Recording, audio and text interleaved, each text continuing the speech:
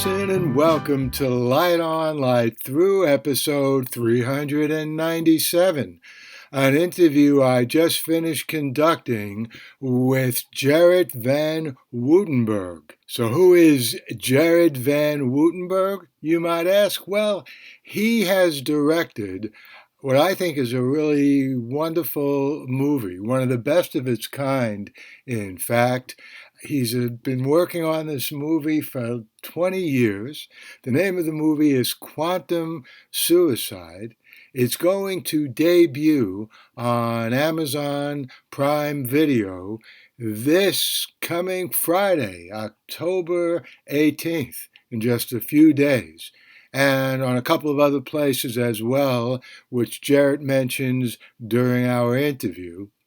Anyway, we talked about this movie for about 45 minutes. I actually saw the movie a few months ago. I met Gerrit at the Philip K. Dick Festival, which those of you who've been listening to this podcast, you'll recall that I've interviewed Dan Abella a whole bunch of times. He's the organizer of the Philip K. Dick Film Festival. And just this past April, Quantum Suicide, Gerrit Van Woudenberg's movie, feature-length movie, won the award for Best Feature Film at the Philip K. Dick Film Festival here in New York City. So I saw the movie back then. I reviewed it. You'll find a link to the review in, of course, the show notes to this episode.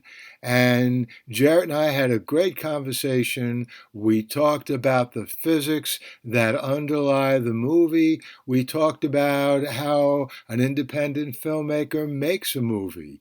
Gerrit explains why it took so long to make the movie. We talked about how Gerrit is promoting the movie. We talked about the actors, all of whom except one were largely unknown before the movie was made. There are three main actors in this movie. And we talked about what other movies Gerrit has in mind and in store. So here, without any further ado, is my interview with Gerrit Van Woudenberg, director of Quantum Suicide. The Light on Light Through podcast. Gerrit, thanks for joining us. Our listeners and viewers should know that Gerrit Van Woudenberg is the director of, I think, a fabulous movie, Quantum Suicide. And also, as some of you longer-term fans of this podcast and my work might well know, as a science fiction author myself, I've actually delved into some of the fascinating paradoxes and characteristics of quantum mechanics. So I was always, and I'm always up for seeing how other people do it, but Gerrit's movie really hit the spot. And as I've said in the review that I put up a few months ago, Gerrit was good enough to give me an advance copy of the movie.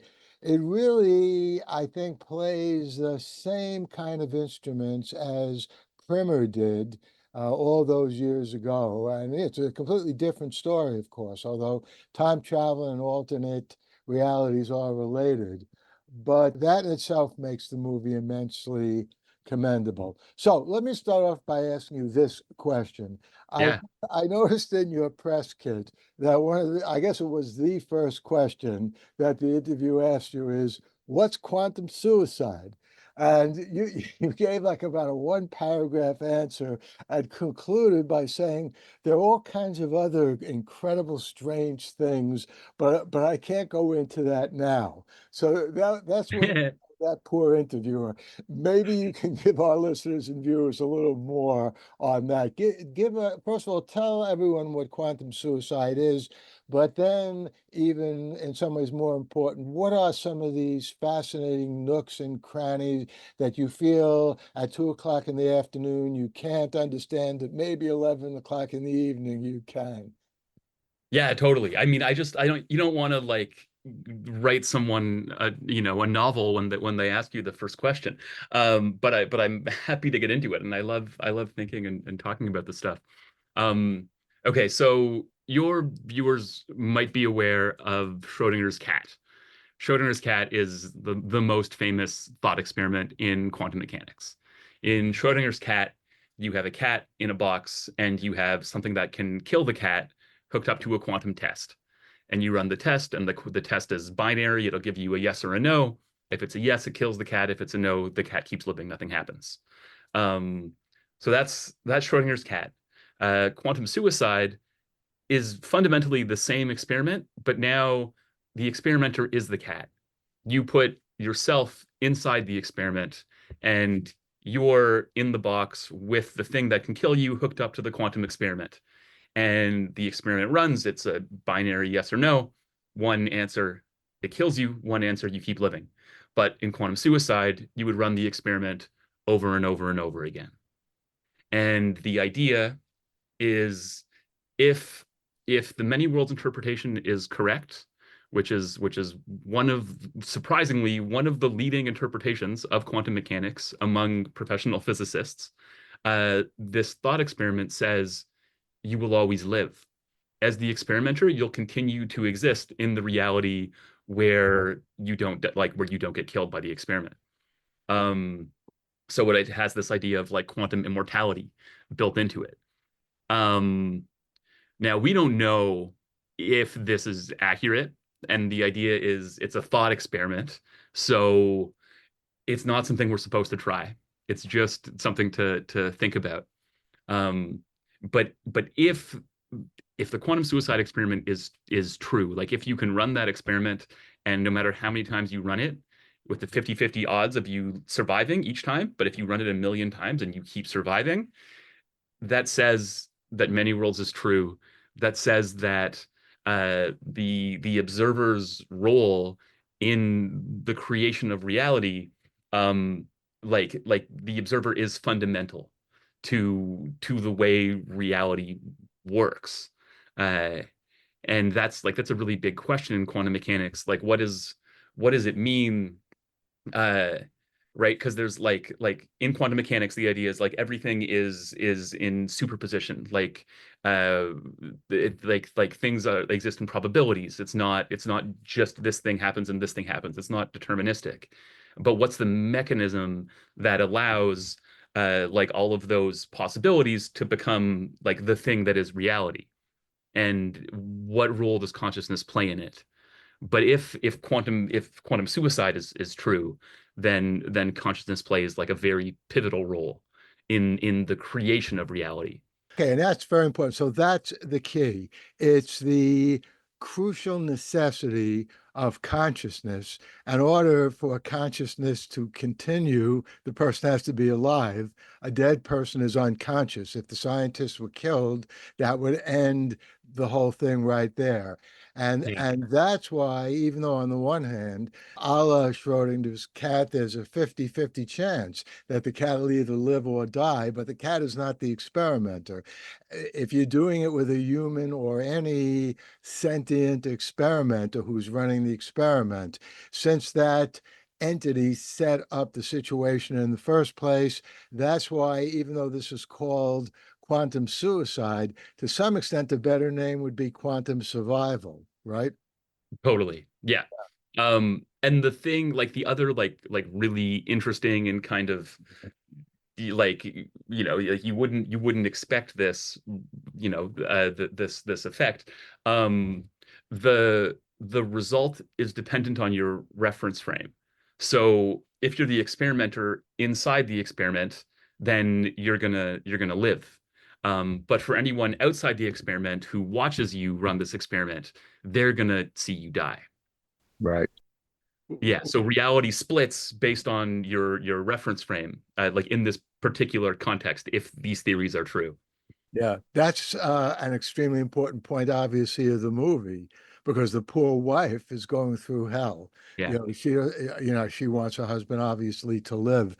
By the way, I just want to say that the many worlds interpretation is also, whether it's true or not, is also a great boon for people who love time travel and write time travel stories, because otherwise the time traveler falls prey to what's known as the grandfather paradox. And you don't have to be, so sexist about it. And in fact, it doesn't even have to be it could be a great grandparent, it could Yeah, be a parent, anyone who is necessary for you to exist, who is killed, and you don't even have to be that violent. All you have to do is travel back in time and somehow get in the way of your grandparents meeting for the first time, or whenever the time was when they began to see that there was really an attraction. Then one of your parents wouldn't be born, then you would cease to exist. So then how could you have traveled back in time in the first place?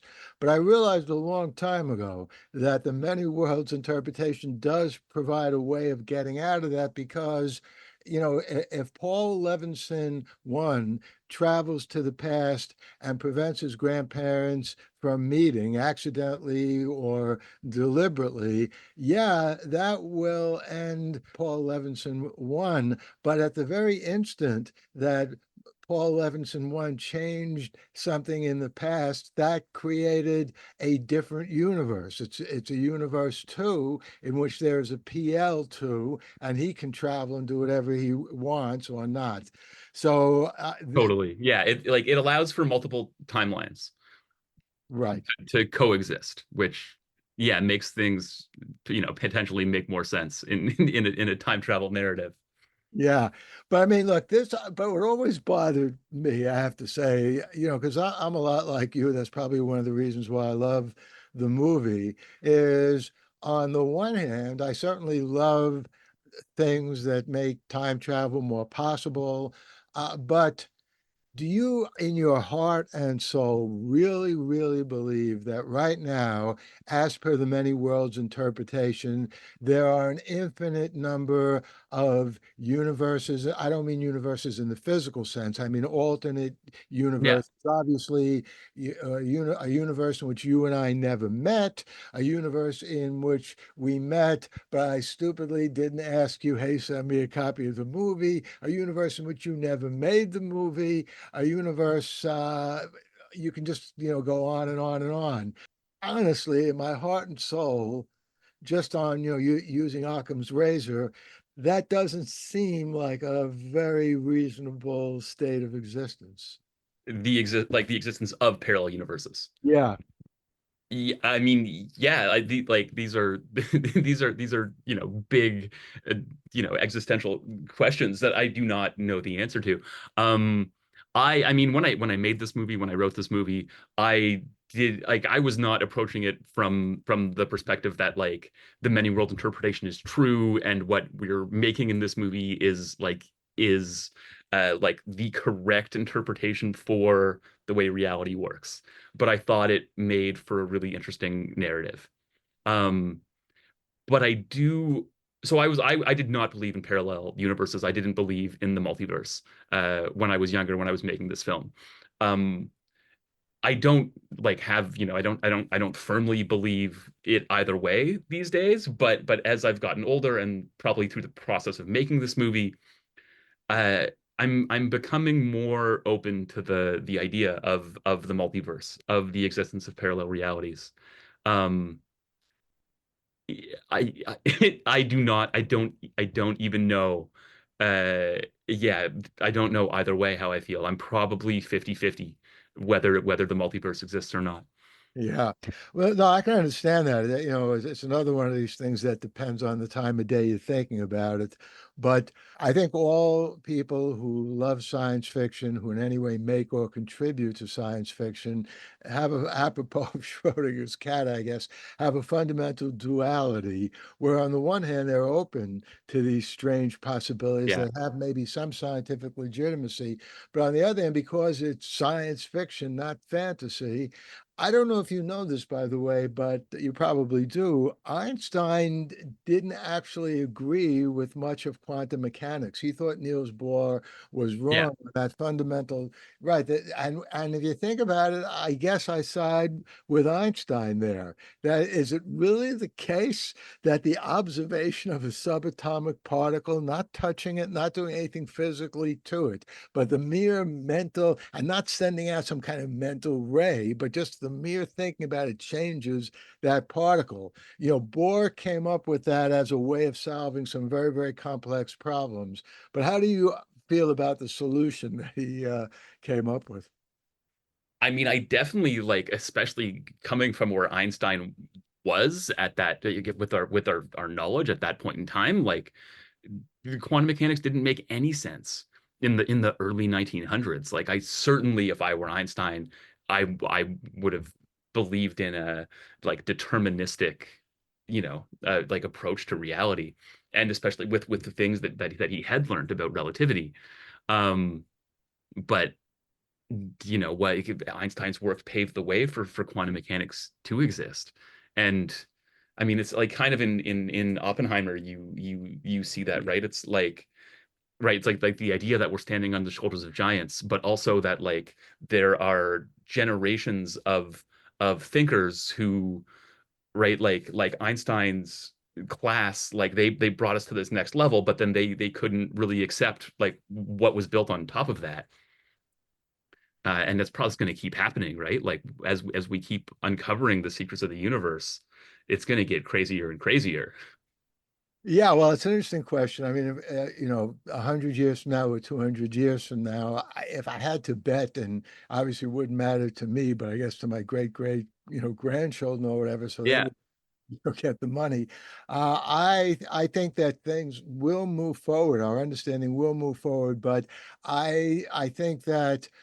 I mean, we're lucky as science fiction creators that we have this quantum mechanic option to put into our stories because I can't really see it lasting. But who knows? But but let's switch. I'm sure a lot of our listeners and viewers, and actually I am as well, are interested in the nuts and bolts of your story as a filmmaker. Yeah. And so first of all, you've said more than once that you have been thinking about this movie for how many years? 20, 30 years or Uh, yeah, probably I found out about the quantum suicide experiment like a little over 20 years ago, okay. around 20 years ago. Okay. Um, yeah, when I was in university. And when I first like my friend Carrie Friesen, one day at school was like, "Hey, have you guys heard about quantum suicide?" And no one had. That was the first time I had heard of it. But we started talking about it. He explained it, and everyone was like, "Oh, that's crazy! Like, what a crazy idea! That's goofy, Carrie."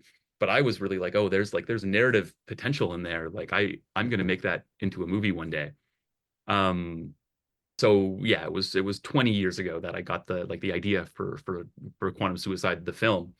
Um, but the truth is we shot this movie many years ago. Like this is an independently financed production. We didn't have like money or financial support to make the film. So we ended up spending many years in post-production uh trying to get it finished, trying to get it made without having the financial backing that most films have. So really this was a labor of love, and it was a long time coming. So it must be immensely gratifying, though. One of the great advantages of just being a writer is it doesn't cost you anything to write. You Yeah. might get frustrated in terms of finding the publisher that you want. You might have to go, cursing and moaning and, hey, I'm going to just put this out on Amazon myself, but none of that costs you any money. But actually, I'm glad you did mention that there was a lot of this was actually shot years ago because I was wondering when I read about the fact that it cost so much money that you had to pour into this. But correct me if I'm wrong. Nowadays, isn't it much less expensive to make a good-looking feature film than it was even 10 years ago? Or is that just nonsense that the media tells us? I mean, like with the cameras they put in cell phones these days, like anyone, you can go and shoot something in 4K that like looks pretty good with your camera phone. Um, for us, production was actually really cheap because we were young, we were out of film school. We did everything like we like bootstrapped the whole thing. We did it as cheap as we possibly could. Um, So our production like was cheap as well. Uh, but the post production like it was like like I went to film school and I had my crew of people I knew from film school, um and we had a lot of skills covered, so we could, for virtually free, like we can shoot a movie, we can do the picture edit on a movie. But then once we got to the things that we couldn't do, suddenly it's like, well, how do we get like a Hollywood level of sound design and that level of music, and how do we get these visual effects done? And the stuff that we couldn't do, that we had to find people to do, and we had to pay them, like that's when it started taking a long time. So one of the big costs, yeah, was the post-production on this film. And the other thing that I've learned making this film, um, is like even when the movie was done, when I had a thing that I could send you a file and you could watch our film, we were only halfway through the cost of releasing a film.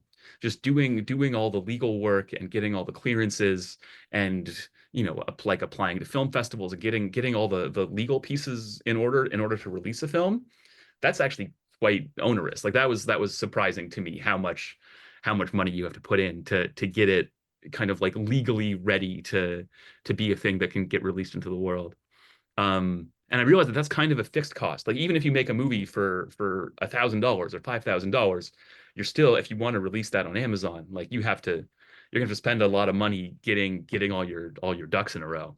And that's a cost you can't really get around, no matter how cheap you produced your film for. Yeah, I remember with the chronology protection case, which is on Amazon. It's about 48 minutes.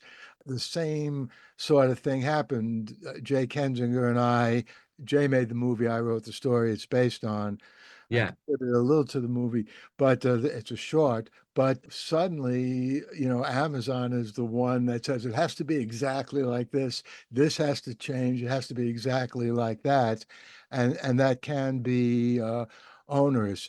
But on the other hand, if you think about it, getting it on Amazon is an extraordinary thing. I mean, you can't get much better these days. What would be better than Amazon? Maybe Netflix. I don't know, if I haven't checked recently. Amazon might even be bigger than Netflix now. Certainly it's bigger than Apple TV Plus, which seems to have a good corner on science fiction movies and also television series. So yeah, that's okay. So I get that. That's, where the expense would be. And I assume the expense is much greater with a feature film than a short film, because that's always the way it is. But I'm sure that's not going to stop you from working on other projects. So here are a couple of questions, or actually just one question. You can take Yeah. whatever direction you want. Yeah, first of all, I'm like a sequel lunatic. Just about everything I see, I'm always thinking, well, there could be a sequel. And, I don't know, there's like a part of me never wants any story to end. Yeah. Usually, even though there can be a sequel, usually there's not a sequel. So one question would be, have you thought about making a sequel? I mean, there's room for a sequel, the hero's daughter, what's going to be happening with her, even as time goes on. Or are you working on just other completely different projects? Yeah, so I mean, I will start by saying there is certainly not going to be a sequel to Quantum Suicide. I can guarantee that. One of the things that came up in our like contract negotiations and everything is the sequel rights. So I do have the sequel rights. So I can definitively say I'm not making a sequel. Um, my there's two screenplays I'm working on right now. Um, so I made Quantum Suicide, which is a film about quantum mechanics. The film that I'm writing right now, that I'm so excited about, is a time travel story, and that's what I want to direct. So I hope to make that next, to make that soon. And then the third film that I'm working on, the third screenplay, is like it's pretty like epic, like space opera sci-fi, uh, but it has some really like that, like those indie storytelling, like twists and reversals, and it all has to do with relativity. It's a film about relativity that no one's no one's like nothing. I mean, I love science fiction. Like I watch all the sci-fi that I can find, and I don't think that people have really dug into what's possible with relativity. I mean, there's some like time dilation, and you go off and you fly fast, and then like you age at different speeds. But I think there's a lot of really cool stuff in there that yeah hasn't been explored to its full potential yet. So so my answer is like it's not I'm not making a sequel by any means, but I think there's kind of a like a like it what's it like it's a trilogy. It's what's that called? Like they're not directly correlated, but this idea of a film about quantum mechanics, a film about time travel, a film about relativity. It's a spiritual trilogy. Well, I think that's a great idea, actually. It is a spiritual trilogy because they're all sort of related. They're not just totally distant topics. The third thing that you're thinking of doing is not a piece about altering the DNA and turning us into different beings, which is another, legitimate kind of science fiction. Yeah. It sort of has a kinship with alternate realities and time travel. Well, I Yeah, mean, maybe it's a physics trilogy. yeah, that's right. Yeah. Definitely a physics trilogy. And I think there are very few people doing that. And I think, you have, I think the, uh, to me, the greatest alternate history story is, completely different from quantum suicide and what we've been talking about. It's The Man in the High Castle, and it's not even a movie; it's a series, and Yeah. it's a flawed series. I think it ended in a ridiculous way, and all kinds of other things. But it would be hard to equal that. And my favorite time travel movie is probably 12 Monkeys, but there is room there for easily room there for another great time travel story and movie. There've been a lot of attempts at excellent time travel movies. One of the problems, which I know that you are not going to ignore, is too many time travel movies and stories forget about the grandfather paradox completely. They just write as if there's no problem.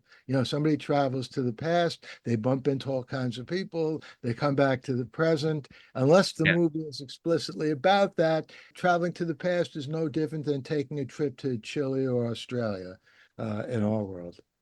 Yeah, I mean, I'm like pretty fundamentalist about the use of science in story. And like, I want things to be internally coherent. It's like, if it's not coherent, if it doesn't like, hold together, yeah, I just start questioning the whole story. So that's something that is really important to me. Yeah, any story, especially a time travel story, like it has to be an internally coherent, like consistent, like rubric for how these physical laws work. Yeah, and I do not plan on ignoring that. Like I want to make I want to make films that make sense, that like hold together scientifically. How many years do you think it's going to be before we'll be able to see that time travel movie? If you had to just give a rough estimate. I mean, I don't know what's gonna happen now. I mean, I think I have some opportunities, with this film coming out and like a little bit of exposure. Uh, so yeah, so I think we'll be able to get some, to get the financing to do it properly. But yeah, my idea is like I'm gonna write this film, uh, if we can get the funding to do it right, then I'm going to make this movie next. That's the next thing I'm going to do with my life. But if we don't get the financing for it, I'm not going to make another movie like Quantum Suicide. Like I'm not going to do it where I finance it myself and it's a labor of love that takes forever. Uh, so I think either like it's kind of a binary. Like either this film is going to be out in 2 or 3 years, or I'm not going to make this film and it's just going to be a screenplay. I think you'll wind up making the film. I used to be president of the Science Fiction and Fantasy Writers of America, SIFWA. That back then it was just called the Cool. Science Fiction Writers of America. Now it's called, I think, the Science Fiction and Fantasy Writers Association. And we had a fundamental principle, which I strongly agreed with and still do agree with, that money should flow only one way in everything that writers at least do, meaning they should flow from some outside source, a publisher, a box office of a theater, whatever you want to say, even an agent. And those places should be earning money for you, and then they give you money after deducting what their percentage is. But Yeah. but your feelings you don't want to spend any more of your own money is really very consistent with that, because once you get into spending your own money, you wind up buying all kinds of things that somebody else should be paying for. So your instinct is right. You want to get the funding from someplace else, from Yeah. people who believe in the movie, or maybe. I mean, would you be open to, in effect, and I don't know enough about movies, so I might not know what I'm talking about, but assuming that big studios and even smaller studios now take on projects from independent producers, and they hire that producer, and you work out a contract with them, and then that's how these movies get made.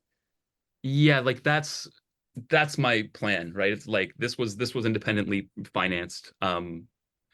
And like I'm very happy to have done that once, to have gotten this created, but I'm not going to do that again. Like the next film I'm going to make is going to be inside the studio system, or I'm not going to do it at all. Because it was too painful for you to go through this, spending your own money, or a significant other told you no. Uh, like it's not that it's painful, but it takes too long. It takes too much. It takes too much of you to be like the right, like the financial force behind it and the creative force and the producing force. Like I'm not going to take on another project that's like a life project like that. And then there were so many things where like it took so long because we didn't have the financing in place. No, I want to if I'm going to do it again, I'm going to do it the right way, and have the pieces in place beforehand, and then be able to work quickly and just focus on the creative and then the artistic side of it. That makes perfect sense. And of Yeah. course, the better that quantum suicide does, the more of an entree you'll have to these bigger professional studios. So, what are you doing as far as promotion of the movie now? Because that's something else that a lot of my listeners and viewers are always interested in. Okay, you're lucky enough, you were able finally to get this movie out there, and it could be a book, it could be a play, whatever it is, it could be a record, a Yeah. recording. All right, that's great. And by the way, there are some, in my opinion, idiots in the academic world, and I'm a professor, in addition, Yeah. being a writer and all that stuff, who unbelievably think their job is to write the book. And then they'll leave it to the publisher to promote the book. And they somehow think they're almost prostituting themselves if a publisher calls upon them. Could you travel to Kansas City? We have this bookstore that would like to put on an event. No, I'm teaching a course. I can't. I know people who act like that. But obviously, I'm not that kind of professor. Yeah. But the promotion, I think, of anything, whether it's a book or a movie, is really part of the process of creation, right? I mean, you create something not so it's in a closet so nobody else sees it.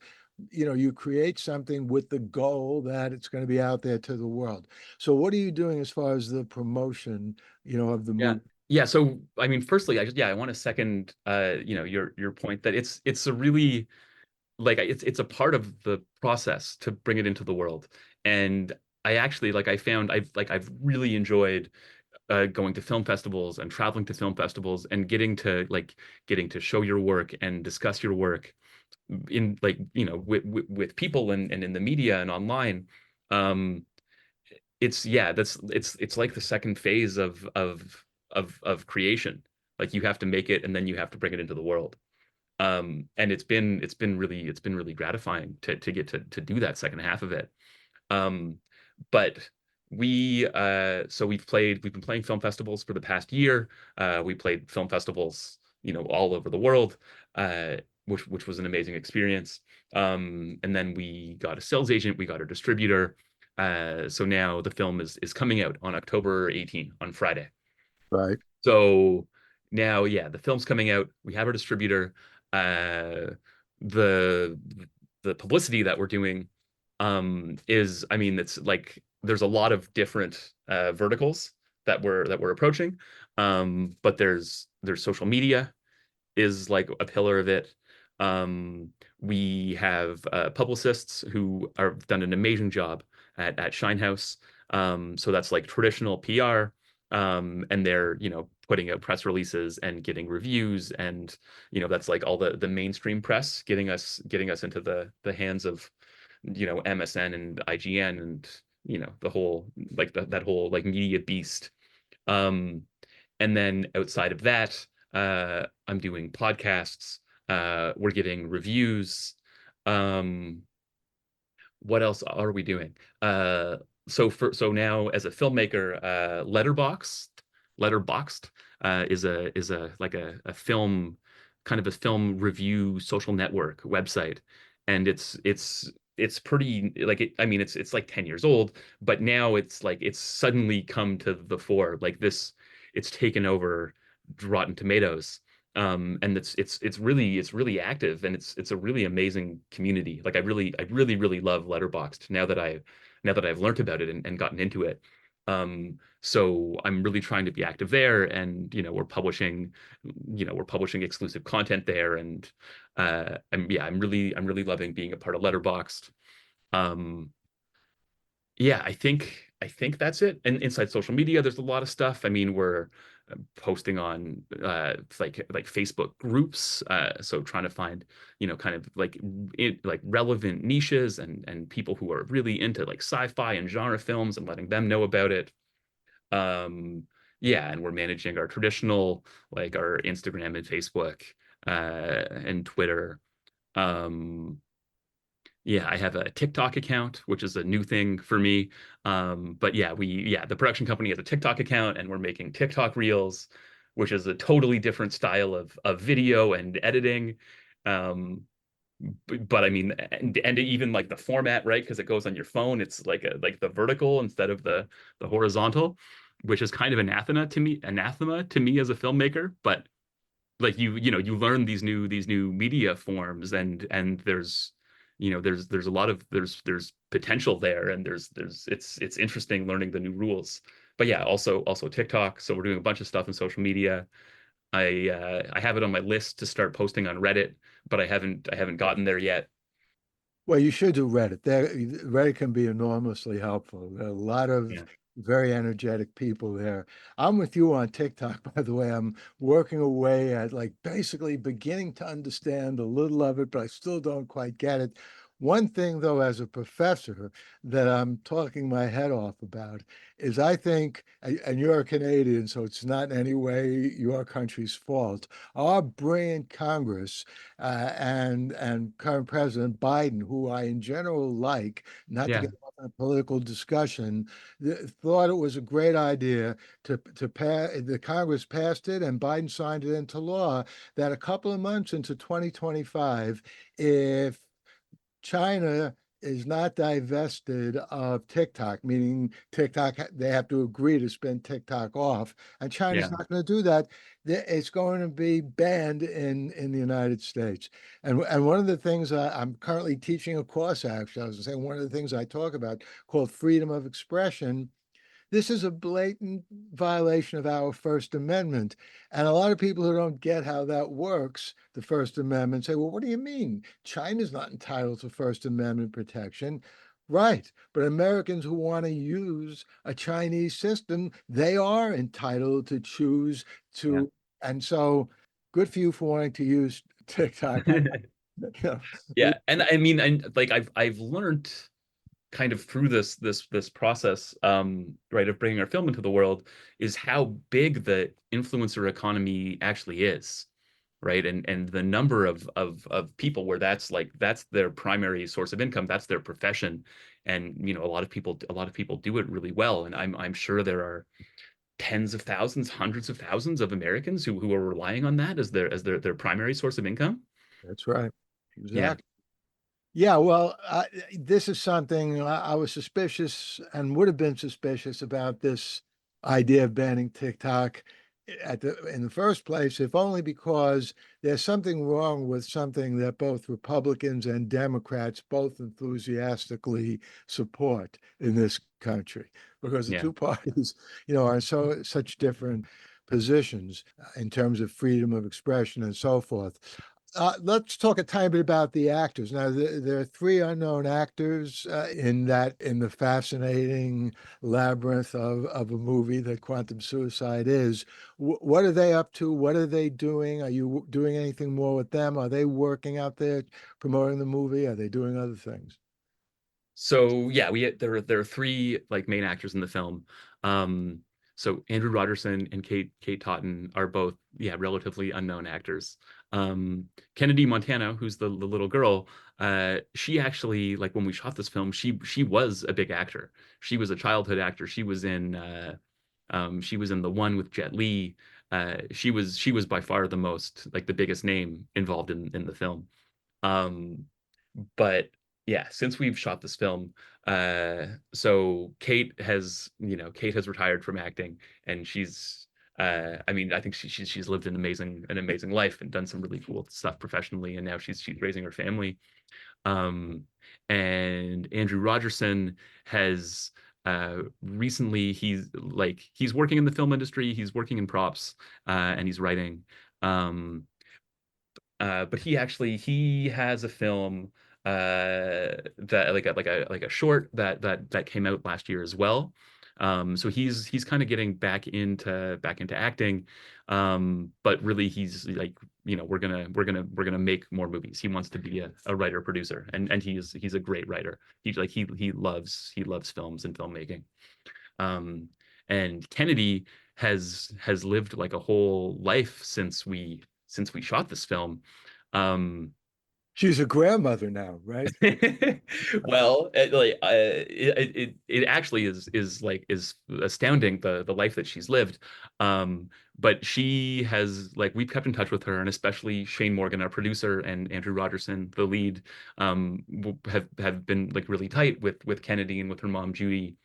Um, but Shane used to shoot the fashion shows in Vancouver. So Shane had Kennedy at a fashion show as a guest, and she got headhunted. She got I don't know what that's called exactly. I think headhunted is the wrong word, but she got like picked up by a modeling agency, and she became a model. And she became an influencer, and now she's going to law school. That's So great. yeah, she's lived a whole life, and she wants to be an entertainment lawyer, and she really knows, the inside of the business quite well, because That's of a all her life experience. I love that. That's a wonderful story. It really Yeah. is. I mean, a wonderful, true story. And no doubt being in your movie is one of the things that must have been extremely exciting to her. I mean, she was already a success, but still, it's always good to be in yet another feature film and in a such Yeah. a high intellect movie like this. By the way, I'm not sure if I ever mentioned this to you. One of the things that attracted me to Quantum Suicide is that Andrew looks a lot like Jay Kensinger. If you look for pictures I'm of not aware. Who's Jake Kensinger? Jay, okay, Jay Kensinger is. I'll just very briefly tell you Yeah. this. My viewers and listeners have heard this 1,000 times. So I wrote a novelette, The Chronology Protection Case.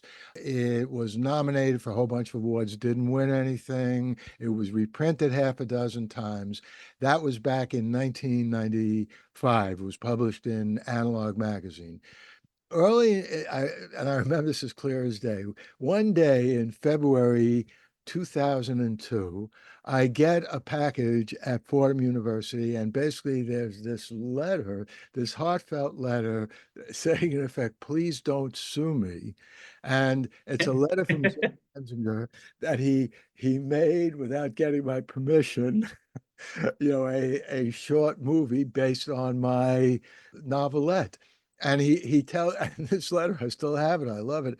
He tells about running into Greg Bear, unfortunately now the late Greg Bear, a great science fiction author, at some kind of convention. They're both in San Francisco, and Jay goes up to Greg and says, can I ask your advice about something? And Greg says, sure, what's the problem? And he Yeah. explains, made this movie based on Paul Levinson's story, and I didn't ask his permission. What should I do? I'm afraid he's going to sue me. And Greg Bear correctly says, "You don't know Paul Levinson. He's going to be nothing but thrilled." Yeah, I would like that's what I was gonna say. It's like that's Yeah, really probably the best person you that's could right. So you can see the movie on Amazon there, and basically you'll see the character, Jay Kensinger. He doesn't look exactly, check it out, but yeah. there's something about these young guys in like time travel or physics stories that a lot of them look this, somewhat similar. I don't know I'm why. pulling up some Yeah, images of him. Yeah. yeah, Totally. yeah. Yeah. So and he has like the same approach to things.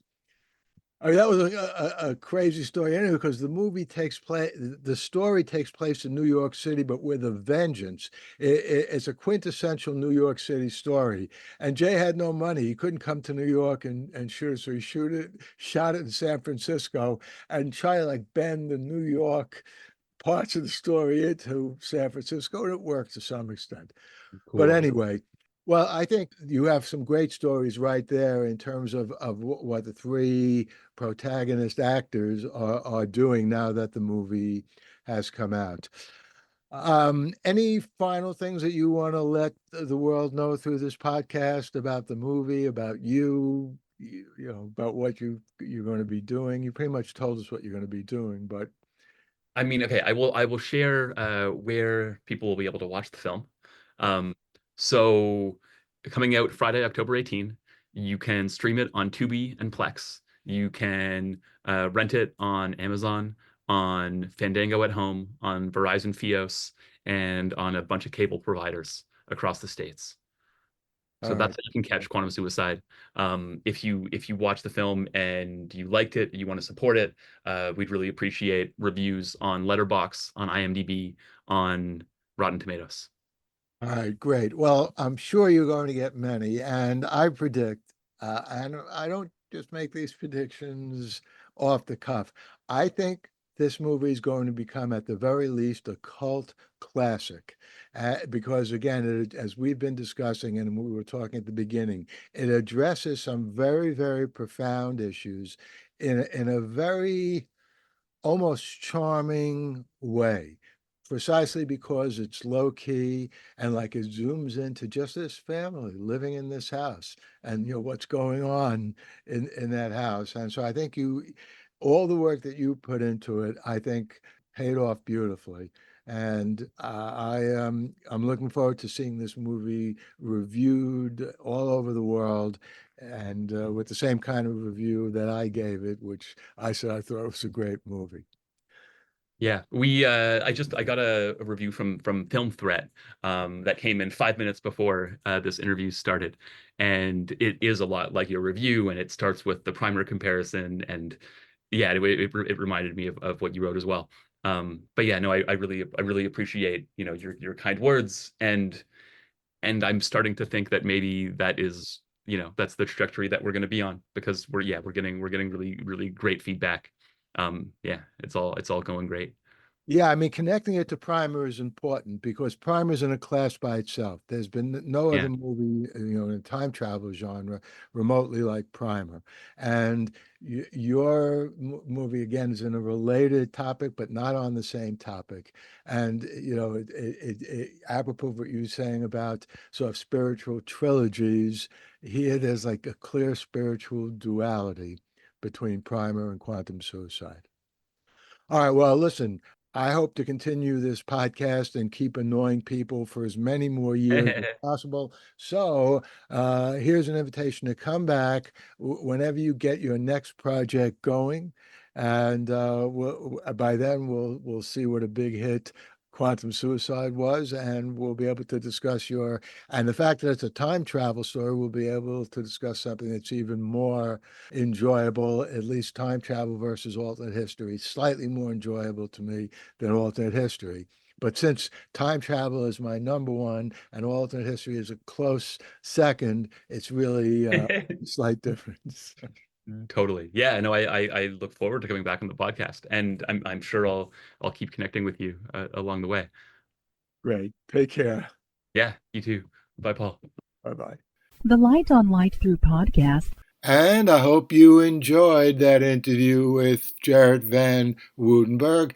I'll be back here soon with another episode of Light on Light Through. Could be another interview, could be a review, who knows. In the meantime, stay safe, stay sound, and enjoy. The Light on Light Through podcast.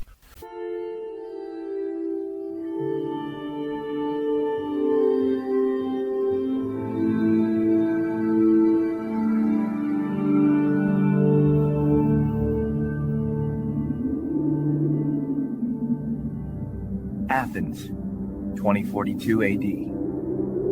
She ripped the paper in half, then ripped the halves, then ripped what was left again into bits and pieces of history that could have been. Sierra Waters had read once that, years ago, it was thought that men made love for the thrill, while women made love for the sense of connection it gave them.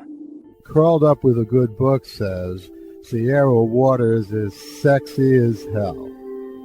You can find out more about The Plot to Save Socrates by Paul Levinson at theplottosavesocrates.com. Your brilliant story, it's real life. Paul Levinson spilt code about an ancient biotech war raging on in secret for centuries. Reading words from